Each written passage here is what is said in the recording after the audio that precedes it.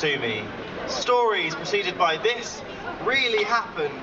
Stories about my sister rolling around in a field with a bloke who, to quote the Killers, didn't look a thing like Jesus, but then my imagination was always pretty active.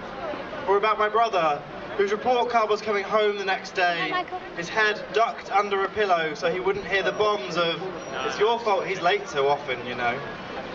Or about me, my adventures so far away from this house, these walls, into woods with the twit-twoo of birds and the cracking knuckles of bears. But somehow these walls knew these stories still.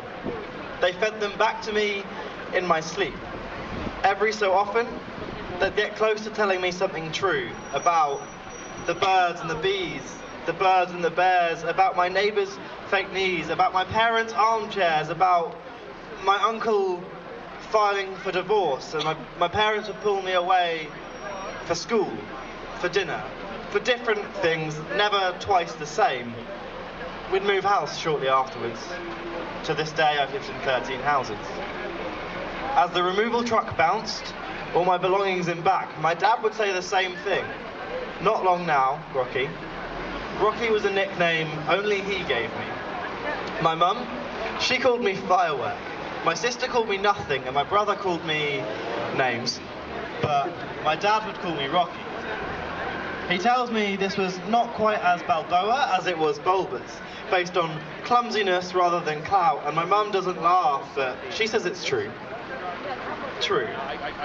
As a kid, you're not told things that are true. You're left to hear them from the whispers of walls, or the screaming stories of stars telling you this really happened, because the truth you deserve is different. As a kid, your truth is what might happen, not what did.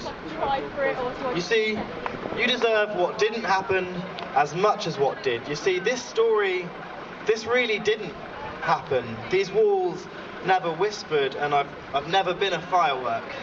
Yet, these words are the truth we deserve. These words are the truth I deserve.